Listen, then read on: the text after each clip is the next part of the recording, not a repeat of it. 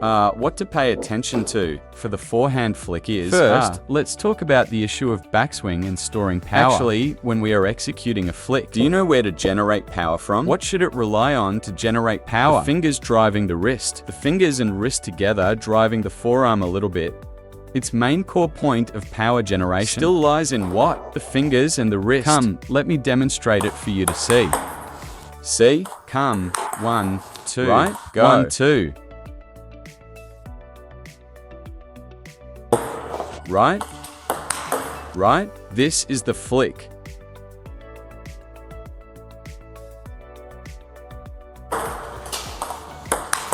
Okay, so for this flick, what problem should everyone pay attention to first? Forehand since flick. we just talked about generating it uses power, the fingers to drive which the in wrist. turn drives the So forearm. when we are storing power, what are we actually doing? we are prioritizing storing the power in our fingers and wrist, thereby driving the forearm a little bit. But many friends, what kind of wrong movement do they form? They will what? Only open up their forearm.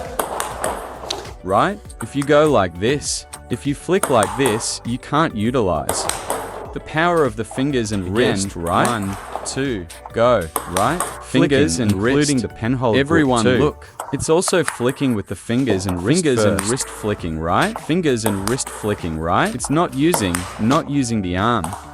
Not using the arm, Everyone must make sure First, to use. learn After this. having this, what else should everyone learn? Then we turn it outward a bit more. This means opening up. Penhold is also opening backward and downward.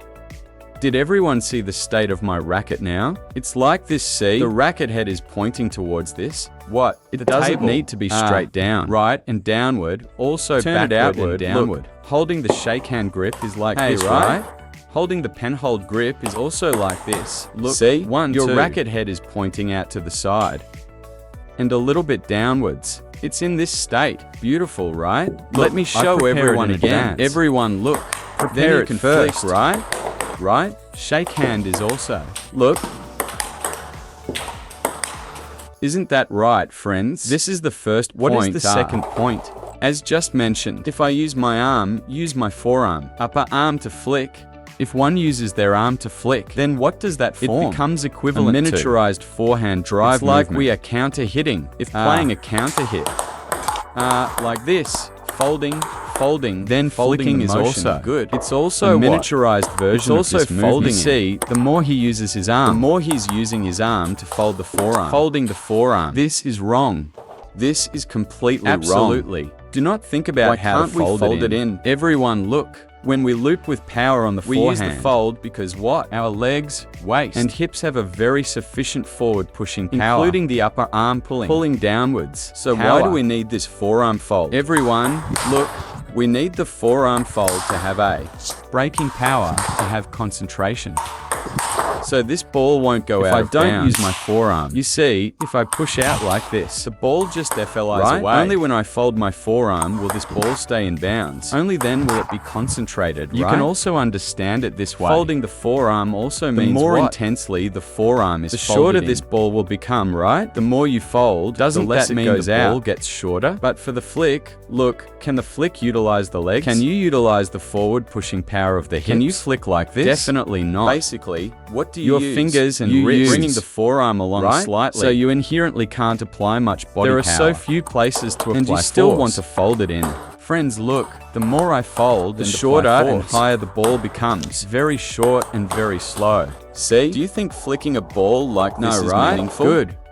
So what should we do now? What we need to do now is first learn that during the process of flicking, don't look for the power of folding in first. Look for what? Look for the feeling of pushing. First, look for the push. Everyone watch. Opening the wrist outward, I am first trying to push forward. What for? During the pushing process, as you strike the ball, what will you feel? Your ball is traveling forward. The ball you push out has the power to travel forward.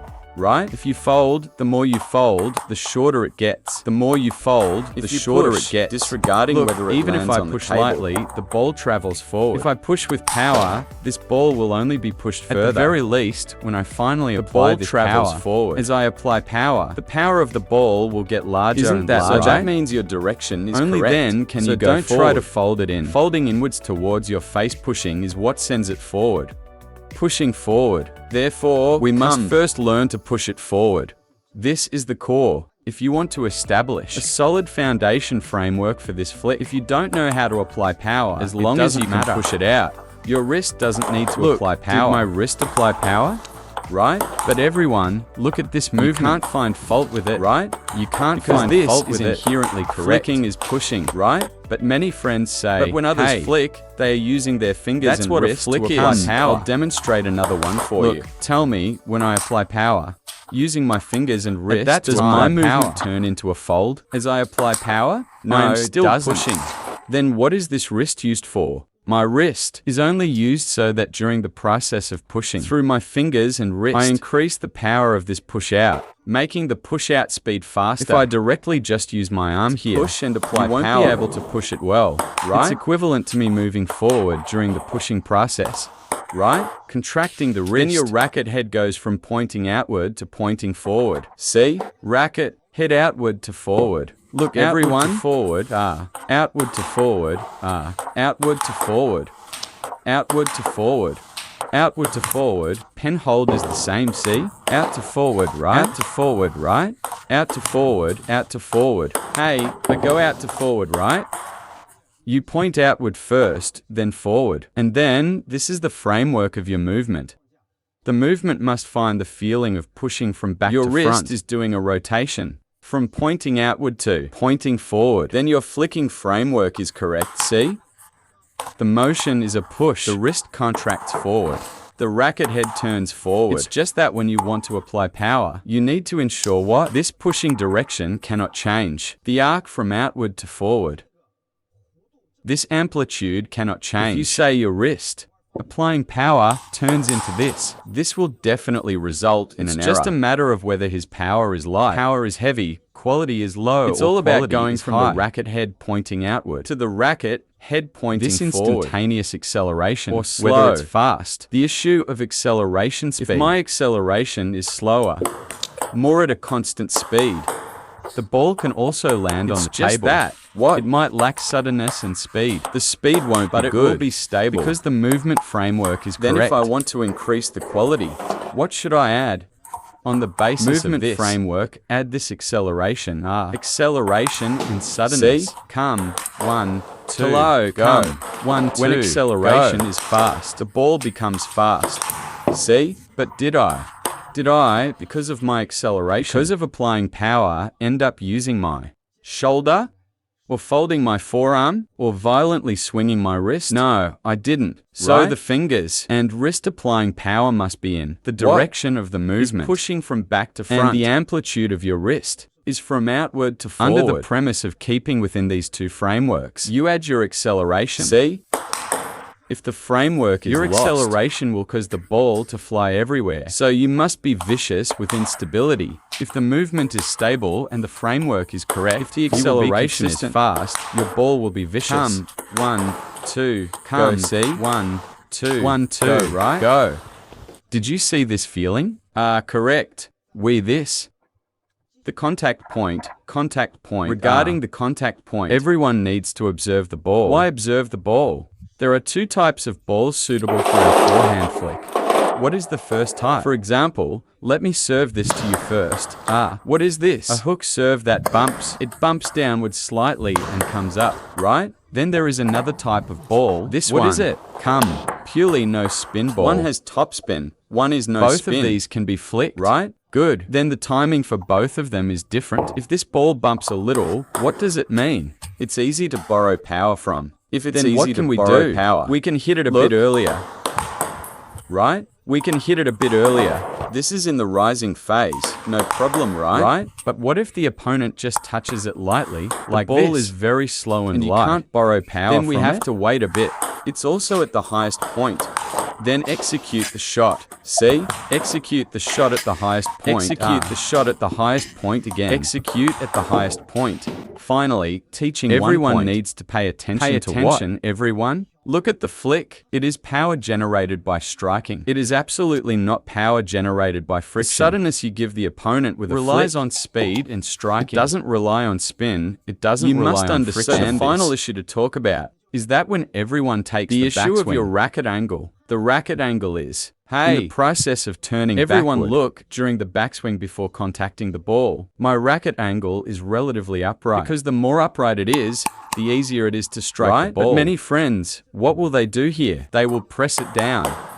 They will press it down. Look, pressing it down means what? Pressing down means contacting the middle top on the ball. Contacting the middle top. That is equivalent to brushing it.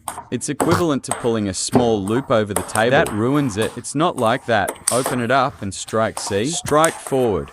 It must be a forward strike. Open up your racket angle a bit, turn it outward, and stand it up a bit. Only then can you strike the ball. If you press it down, it's ruined. Pressing it down ruins it. There's no way if you press down, you can't strike the ball. Secondly, what else should everyone look at? You also need to check your fingers and wrist. Have they been turned outward, backwards? Absolutely. Do not point the racket head forward. Hooking the racket inward, you will never flick. See? Hooking the racket, you will never flick. You must turn it outward. You have to open it up. Open it up to flick. Open it up to flick. Penhold players. You have to open it up here to flick. Open up and flick. Hey, open up and flick, see? Open up and flick. Another one, open up and flick, right? If you press and hook it here, look, can you flick it? You can't flick it, right? Hooking it there and pressing down, can you flick? You can't flick, so you must turn outward, dare to let go, turn outward and flick. Is the quality high or not? No errors. Why are there no errors? The movement framework wasn't messed up. Why is the quality high? Acceleration. Acceleration is fast, see? 2, go, see? 1, 2, go. This backhand flip, I'll tell everyone how to use it. I will serve one to you all. Hey, isn't this annoying? This ball has no spin at all. If I just serve like this to everyone. This kind of. Someone just lightly, hey, doesn't let you borrow any power and tells you it has no spin. This kind of ball is actually very awkward. Where does the awkwardness come from? Everyone look. It's awkward because you can't borrow any power at all. Dealing with this ball is too soft. See, friends? It's very hard to find the timing, everyone see? Very uncomfortable, just very uncomfortable. For this kind of ball, if you give it to me in a match, I won't go banana flick. The ball is low and has no spin. But for this kind of ball, if you push it, the ball pops up high, right? It's a ball. You can't borrow power. So now I will teach everyone how to flick this ball over, right? So if we directly execute a flick, everyone look. It is also, what? Also a bit hard to generate power. Everyone, think about it this way. The difference between a flip flick and a normal flick is that their backswing is different. A normal flick has its backswing. Doing what? Storing power backward and flicking forward, right? But a flip flick. Does a flip flick first require inserting the racket into the bottom of the ball? To flick, it's equivalent to our flip flick's power storage. Actually storing power beneath the ball. A normal flick stores power behind the ball. Normally, for example, serve a short topspin travels forward. So me storing power backward because the ball will also come over. When the ball isn't moving forward and I store power backward, it's this feeling of not being able to borrow power. So since this ball isn't moving forward towards us, then our power storage is equivalent to putting the racket under the ball to store power. Everyone think about why it needs to be inserted under the ball. This ball isn't traveling forward. That means because this ball isn't moving forward. It's just dropping downwards. Right, friends? It's definitely dropping downwards. What does it mean for this ball not to move? Again isn't moving. Not traveling forward. It's all dropping up and down. Bouncing up and down. This ball is moving. This ball is traveling forward. Everyone look, since this ball is dropping downwards, then we are equivalently holding the racket underneath, waiting for it. Holding the racket underneath, waiting for it. And that's enough. Come, let me demonstrate one for you first. Come, 1, 2, go, see? 1, 2, go. Again, 1, 2, I'll do it, go. Come, 1, 2, go. Did you see this feeling, friends? Hey, you still have to insert the racket under the ball. This is the first reason, because the ball isn't moving forward. What is the second reason? Right? Suddenness this flip flick gives the opponent. What kind of feeling does it have? Look, if I use the racket flat to insert it into the bottom of the ball. What is that similar to? It's the same as pushing the ball, right? Pushing is also inserting the flat racket underneath the ball. To push, look, then if it's a flip flick, now, doesn't it make the opponent think, hey, are you going to push? But then the wrist suddenly flips, and it turns out to be a flip. Its suddenness comes from here. It comes from first creating the illusion of a push for the opponent, and then executing a flick. Good. Then the second step is actually this flipping motion, right? Actually, for this flipping motion, the reason why everyone can't flip it, I only need to explain one thing and you can solve it.